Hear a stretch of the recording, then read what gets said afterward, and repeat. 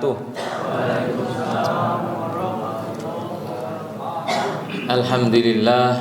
Alhamdulillahilladzi an'amana bi ni'matil imani wal islam. Asyhadu an la ilaha illallah wahdahu la syarikalah wa asyhadu anna Muhammadan abduhu wa rasuluhu la nabiyya wa rasula ba'dah. Allahumma shalli wa sallim ala nabiyyina Muhammad wa ala alihi wa ashabihi wa man tabi'ahum bi ihsanin ila yaumil qiyamah. Rabbi shrah li sadri wa yassir li amri wa hlul 'uqdatam min lisani yafqahu qawli, amma ba'd. Pripun kabaripun Bapak-bapak Ibu-ibu? Sae nggih? Sehat nggih? Alhamdulillah. Semangat nggih? Semangat, alhamdulillah.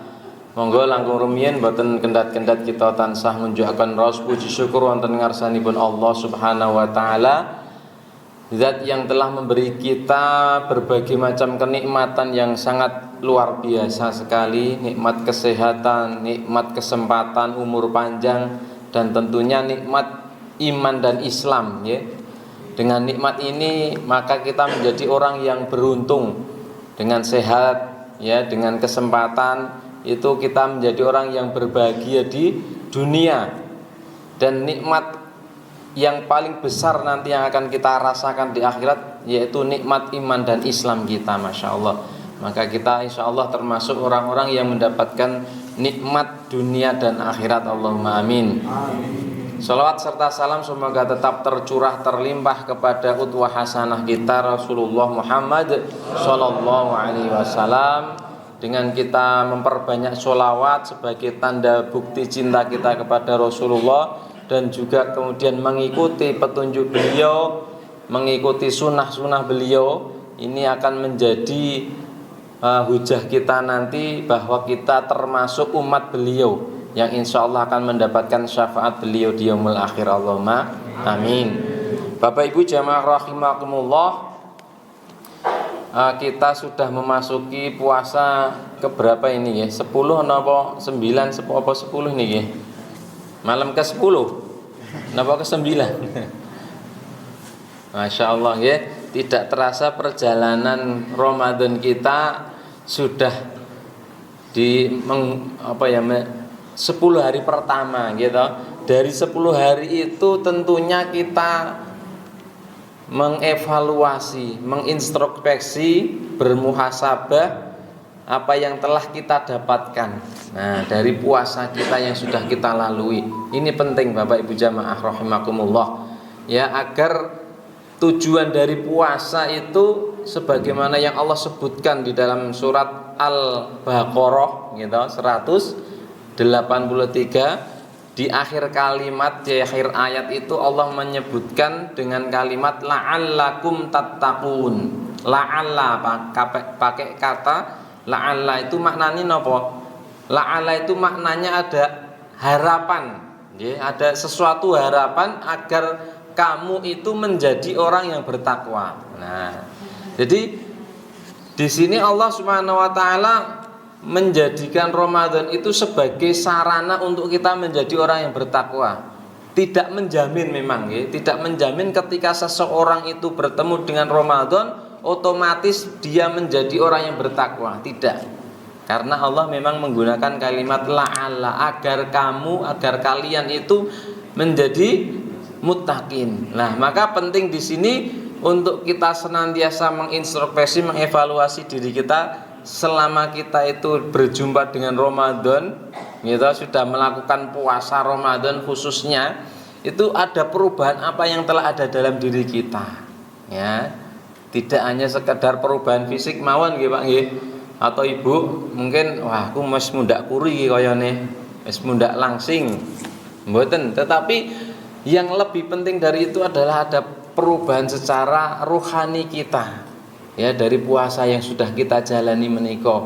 Maka di antara ciri tanda orang yang mengalami perubahan secara rohani itu apa? Yang pertama dia akan merasakan mahabbah, cinta. Ya, cinta kepada apa? Kepada Allah Subhanahu wa taala.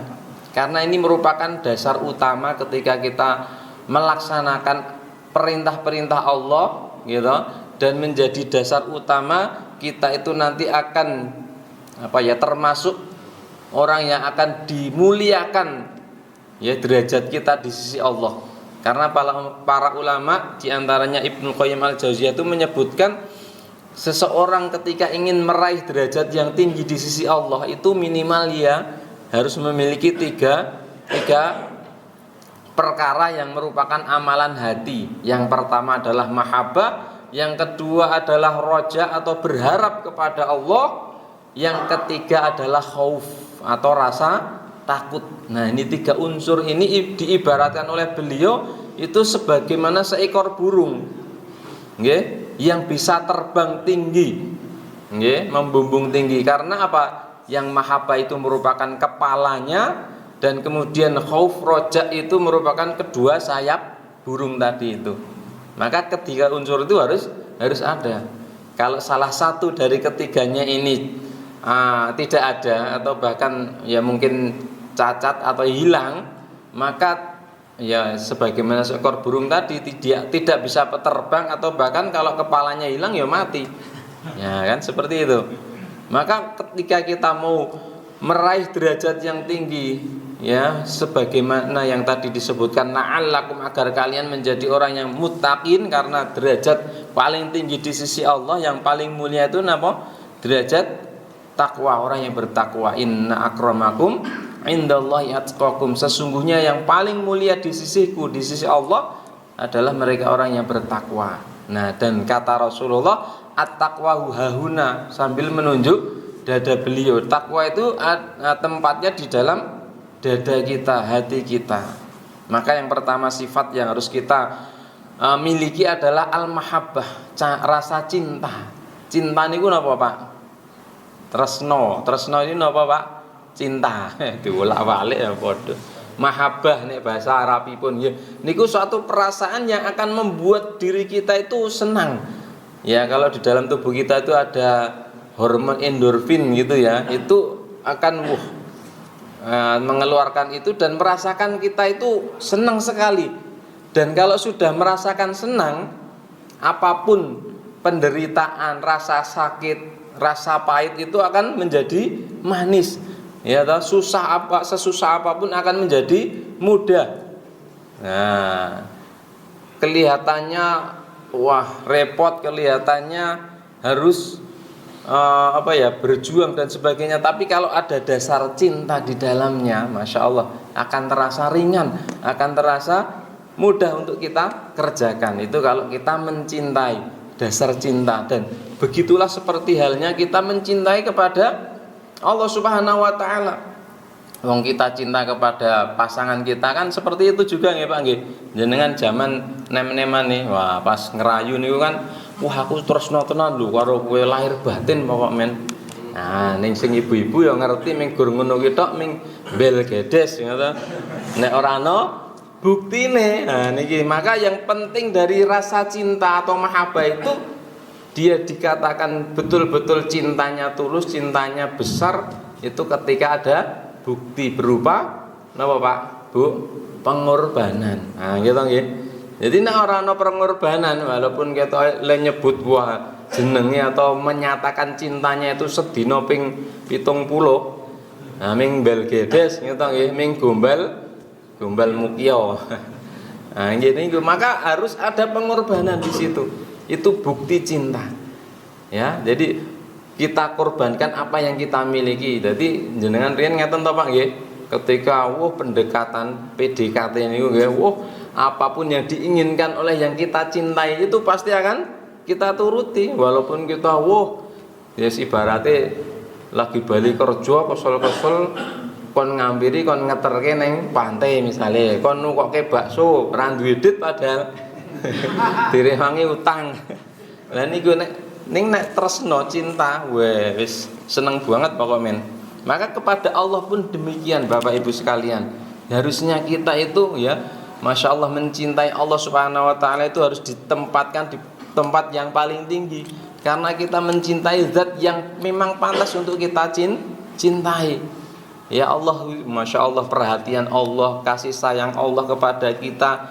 Terus kemudian kemahasempurnaan Allah, keindahan Allah itu tiada tertandingi dan ya Masya Allah ya. Jadi zat Allah Subhanahu wa taala itu sungguh luar biasa.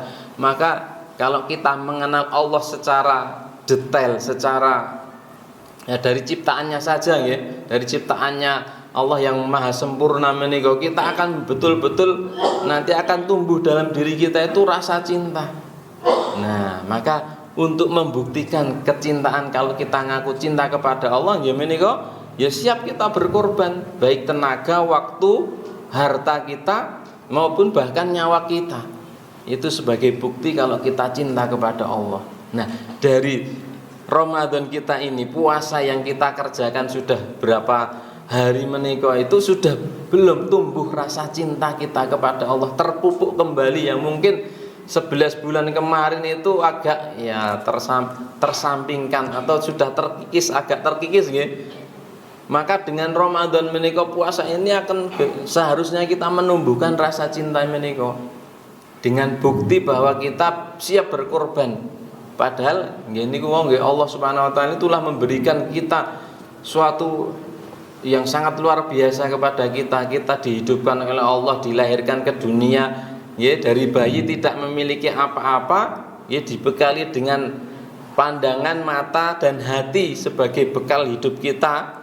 Niku yang memberikan Allah, kemudian diberi organ yang sempurna ya, mata, terus napa meneh, telinga, hidung, organ yang di dalam ada paru-paru, jantung dan seterusnya. Meniku kita sebelumnya tidak pernah berpikir atau bagaimana cara kita bernafas, menyaring udara yang bersih dan yang kotor, dengan jantung kita bisa memompa darah, mengalirkan ya, bahkan kita tidur pun jantung kita tetap bergerak atau memompa.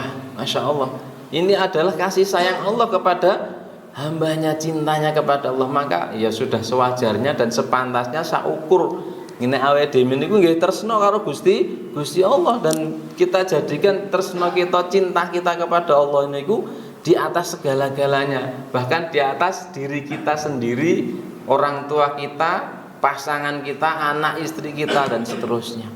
Maka monggo dengan puasa niku kita harus bisa menempatkan. Karena dengan cinta itu Masya Allah menjadi bekal yang luar biasa. Ketika Allah memerintahkan sesuatu, maka kita menjawab sami'na wa ata'na, sebagaimana dulu kita kepada yang kita cintai, nak de akon ae dhewe kon ngopo langsung gitu gas pokok men gitu.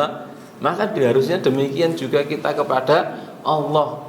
Nah niku nggih, harus kepada Allah itu harus seperti itu. Jangan sampai kita Masya Allah ketika dipanggil oleh Allah hayya 'alas shalah, santai sik nanggung gitu, isih adzan, atau ketika bekerja di kantor terus berdagang misalnya, wah lagi lari-lari sik gitu, ketika dipanggil itu ya harusnya kita bergegas untuk menyambut seruan yang kita cintai itu. Hakikatnya seperti itu Bapak Ibu sekalian. Maka ini bukti ketika kita mencintai ya Allah, yang zat yang maha luar biasa tadi itu insya Allah kita akan menjadi orang-orang yang nanti akan diangkat derajat kita di sisi Allah Subhanahu wa taala. Masih ada 2 pembahasan nanti tentang khauf dan roja, insya Allah di lain kesempatan nggih, wektalipun mingkultum mungkin ndak kedawa-dawa nggih. Demikian mungkin yang bisa kita sampaikan, kurang lebihnya mohon maaf. Aqulu qouli hadza fastaghfiruhu li wa lakum. Wassalamualaikum warahmatullahi wabarakatuh.